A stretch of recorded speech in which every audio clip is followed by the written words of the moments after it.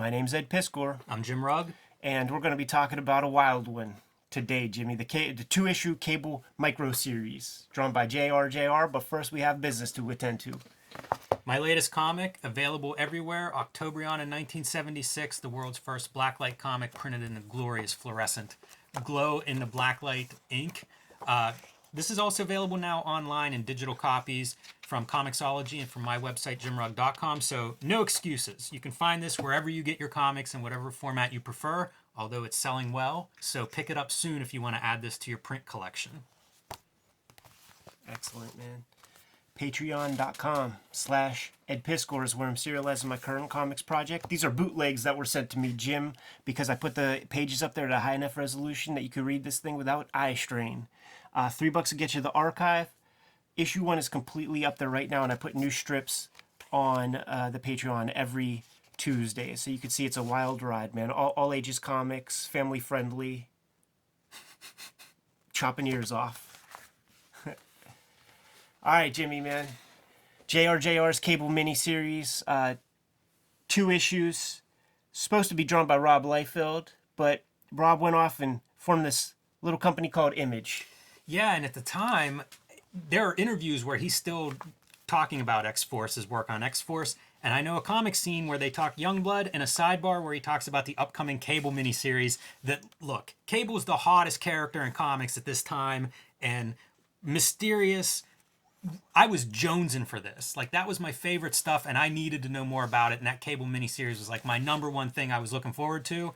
Well, when Image starts and it's successful, Marvel kind of says, hit the bricks, Rob. So JRJR comes in the clutch.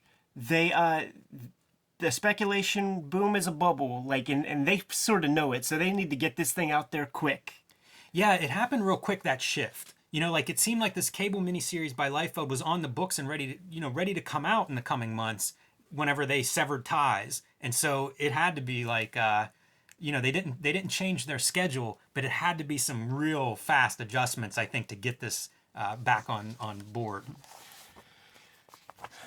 I hated this when it came out. This is like the Mike Mignola X-Force fill-in issue that is now my favorite issue of that run, but hated it at the time. I have to say real quick, this image of Cable, it stretches across the inside covers. They did a t-shirt that was like an oversized print of this. So it's a white t-shirt, but a full color, this Cable in full color. I want that t-shirt so bad and can't find it anywhere. I wish they would reissue it. It's so bizarre because he stretches from like collar to base of the t-shirt. Like, it's wrong in every way. It's a big screen. But I kind of want it real bad. Look at how small that fucking head is, man. Yeah, is he 20 heads tall? And all that padding and that Astro suit. Romita Jr. is so sound as an artist. He does this like blocky kind of figures where it's like you can see it all. Like, the volume's all there, it all makes sense. So to give him like a Liefeld designed character and be like, draw this and keep it Liefeld friendly. So little head, giant size guy. It's really neat to see John Romita Jr. kind of doing like that Rob Liefeld extreme style, because this is a different John Romita Jr. than you would see on Punisher Warzone. How about this, Jimmy? Like, this is kind of a cool touch. You get the many different kind of like iterations of the Cable character from the OG Rob stuff to like Mark Pacella to Greg Capullo, Mike Mignola. Yeah, I dig it. I think that's a really cool way to start this miniseries. And then it eases us into the JRJR approach to the character. And this thing had to be drawn quick. One noteworthy piece is that it's a 2-issue miniseries. Can you think of any other 2-issue miniseries? And each of these issues is double-sized. I bet you it was meant to be a 4-issue gimmick. Yeah, there's a lot of weirdness to this. By the way, World Trade Tower is being destroyed. Yeah, we saw that in the Spider-Man X-Force crossover video that we did. Let's just launch into this crazy art, dude. Yeah, let's do it. This is the Wild Pack, sometimes called the 6-Pack, and this was the team that was in the Mike Mignola X-Force issue.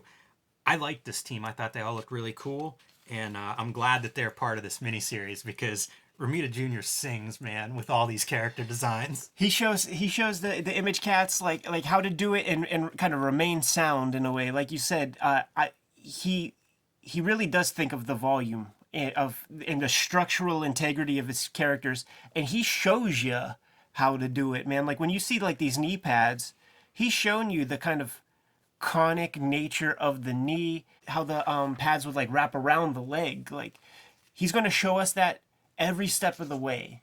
This is early digital coloring for Marvel too, I think. And you can see it around like some of like the gunburst where it's like an airbrush, like a digital airbrush, I should say, not like a real airbrush. Right. But you can see like it's that early digital coloring. Kind of mixed results with this, but keep in mind watching this at home, that idea that this is drawn, we believe drawn fast under the deadline gun. Yeah. Because I don't see any kind of compromise in terms of the quality of the art in the drawing. I think it's spectacular. Dan Green doing the inks, longtime Uncanny X-Men inker, and then a little bit Wolverine with Mark Silvestri. I like that pairing. And I guess he did some John Romita Jr. X-Men inking as well. But it looks great here, in my opinion. John Romita, like when you see his pencils, like he's one of those guys that he's almost like a breakdown artist in a lot of ways. Like he gives the inker like room to move, and he will use the side of that Ticonderoga wooden pencil and on stuff like this. You would see that in the pencils. So like it's like there are times when Dan Green looks like he's using the side of like his ink implements, like these lines here, and it'll be real pronounced when we see Strife. Like, see more of those. So something interesting. Liefeld and those guys, an Image would do these cartoon guns. Yeah. These made-up kind of guns. Romita Jr.'s coming off Punisher Warzone, where it's like referenced guns, like real guns, Punisher Armory guns. And I bet he just is like, oh, we're just making this thing up. It kind of looks like a flashlight and a clip on the side stuff. I bet that he did run through this because it's like, they don't have to look like an actual Mac 10 or anything specific. He was real good too. Like when I pretty much quit reading Wizard magazine, he started drawing. He was drawing a Spider-Man book and Thor at the same time, and he said that they only when he had to put it down, like it was because of the shift in like reference. Like so, it's like he needed to kind of change his sort of studio setup from between projects, and that was slowing him down to a place that he didn't like. I say that all because he's a guy who could do 40 pages a month. And that's kind of like what was required and has here. Done that quite a bit. That Thor, by the way, I believe there's a pencil edition that reproduces his pencils, so you can see what Ed's describing in terms of like drawing that structural stuff more so than specific details. Here's some structural stuff, man, where we see like these like little flat square fingers and all these in perspective little doodads. I love the way he draws like the the mechanical arms. That metallic surface color is, I don't know, man. I dig it. It's a different interpretation than what I'm used to from the Image style. And these goobers, man, like they have their kind of, it's almost like, that in-between stage in your how to draw books where it's like, here is the conic form of the figure. And then he just adds a couple little squares on it and it becomes an outfit. How badass is this? It's Kane. Kane going Frank Castle. Cable with a mullet just doesn't work for me, though. And John Romita Jr. is a big proponent of the mullet, so he's still holding on to it at that time, maybe. Some of these colors are fucking crazy. Yeah, they're pretty out there. Like, this dude that's green. Yeah. That is a green color. More than once. Like, I think they're using the wrong color guide or something. Yeah, it's kind of peculiar. And Kane is going to see like one of the old six-pack dudes. And speaking of weird coloring, that's that digital airbrush highlights. Like, that guy's still green. Like, he's no longer in the bar and he's still green. His body language is very noteworthy. This reminds me of Dark Knight Returns. Like, some of the splash pages, like, that's almost even the figure of the one Batman in Dark Knight Returns full-page splash. Yeah, good call. He could draw somebody running better than anybody. Yeah, it's perfect. It's almost like the Tom Cruise of the movie trailer running scenes. John Romita's character running through the portal. It's always a different pose, too. His interpretation of the flashy eye for Cable, I think, is a really cool interpretation.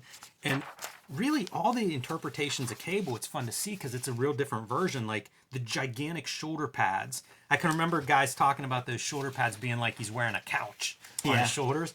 It never looks more like a couch than in this miniseries. That's true. How about those triceps right there, dude? Bionic triceps. And then look at that, man. It looks like a dick in a sock. It doesn't it? I think that's a foot. Yeah, it does, yeah. This is hilarious. Grizzly in a suit. He's got to be respectable, man. Love it. I'm on board, man. When I say hilarious, I mean that in the best possible way. Look at all these drab greens. Yeah, the color is a little hit and miss. I think if you gave this art to a colorist today, a good colorist today, they could really have some fun with this. Mm-hmm. Look at this right here, man. Here's a money shot. And you could tell, man, there's a little bit of that side action with the Ticonderoga pencil. Look at the size of those wrists. This is the stuff that I would look at and try to like figure out because it's done so fast, but it works. Yeah. Ooh, the Barry Windsor Smith computer technology. I like that. That's almost the update too, where you have like the monitors. There's a little bit more detail than just those rectangles and squares. Go back a page. Having his morning coffee with his New York Jets mug. Look at the color on that New York Jets mug. Well, it's Jets colors, right? You know what's hilarious is like that's the bottom of the cup. It's exactly the same colors as the side. Everybody was like the colorist got this shit at the end. Yeah, and was like, I need to turn this in tomorrow. Like, look at these little dookie. It looks like streaks and fucking underpants. Yeah, fair enough. There are a few of these pages that the spread is, it's a spread even though it's not one image. So like this is one long panel. There are a couple of pages set up that way. How fast is he drawing that spread? I know, right? And it doesn't look bad, but man, I bet he dashed that thing out like 10 pages that day. It's an evolution of the John Byrne Snowblind set of Yes. pages right here, where you just got to draw, white is snow, so we could just leave it blank. Boom, let's jump to issue 2. Go through this real quick. Is that a Greg Capullo piece? It is, yeah. Oh, yeah, man. Who thought it was a smart idea to wrap your images on the inside covers? So for me to enjoy this image, I got to rip the cover off? Yeah, fucking dummies. Terrible idea. Love all the mechanical stuff, though. I can't believe how well it works in the John Romita style. Cable and Kane versus ninjas. Perfect, right? You can almost see them. Looking at them on the screen, it's like, what? And there's your couch. That's the couch, baby. That's the love seat, man. Max sleeps on this. That strife face on that splash. Once again, done with that side of that Ticonderoga to get those black shine marks. That yellow, man. I don't know why you go that hard on the yellow. Right. Because you can see on the other, Silver Samurai's not colored that way. Yeah. Look at all these little blockheads, man. It's like the villains in Gumby. Yeah, that is a chaotic page. I do like the spikes and stuff though. The Legion of Doom style shoulder pads. That's a good improvement. I think you could kick Strife's ass so easy if you just come in from the left. I think if you pushed him and he fell over, you won. Hey, help me! No fair. Did you ever see Project Grizzly? The guy made that Love suit. it, yes. And the very first thing they take out the test that he falls over, he can't get up. Right. Oh man. The chaotic scenes of fighting are so good. Whenever there's any casual stuff and they're like wearing suits or regular clothes, it's kind of great. Yeah. These dudes are like nose tackles in the NFL by size. Like when they're standing around in their sweatshirt or button-down shirt, they are massive individuals. It's the ones like when like Jerome Bettis like retires, and then the next time you see him on like a local car commercial ad, and it's like, oh, he didn't stop eating the way he did from from high school through his professional career. Look at Grizzly using the eyesight on his gun, dude. Yeah, this is awesome. That's a good spread. It's a good spread, and even the guys that they're fighting against is kind of a fun setup. Yeah, like straight out of Canon Films. This is a ridiculous kind of comic, this whole thing. Yeah. But it reads. It's super easy to follow what's happening on this spread. Kind of cool to shift the direction, too, like horizontal and then this direction. Pretty good. I like Domino through all this. Not bad swimming. Yeah. Dropping Although down this is dock. the dumbest line ever. Sturdy stanchion. Shame to blow this up. Shame to turn it into toothpicks. Really? Think of what you 115 people die in this miniseries, and you're worried about blowing up a dock. Kayfabe and Nicieze, one half of the comic Mulkey brothers, man. 100 matches, never had one victory. Thank his lucky stars that the X-Men animated series existed. And sold his books. Oh, dude, now we got the Jungle Warfare with Kane and Cable to the rescue. And you know Kane's serious because he has this ace bandage around his forehead piece. And you can't sleep on the Liefeld villains. And they all get their hands cut off at one point, man. And Reaper got a little scythe on his joint now. Those villains take nothing, too, by the way. This is the entire fight scene of the villains, the villain team. Let me flash you with my eye and then pass out on the ground. Another big Strife 2-pager. In the landscape format. You know, I you know what this is? You know what this landscape format 2-page spread setup is, man? This is childish rebellion against his dad, who's the art director of Marvel, and he's like, yo, Dad, I'm going to do some fucking landscape shit and make you mad. Don't you think a lot of this is specific to, like, trying to try to deliver that extreme style? Yeah, sure. We're just having fun here, Jim. Each of the Wild Pack has their own color. You see it right there in that piece, man. That's hilarious. Talk about your like use of browns and shit. Like there's like they did use like every kind of drab color, and like they used this weird gray way more than once for the panel borders to create this kind of like dark tone.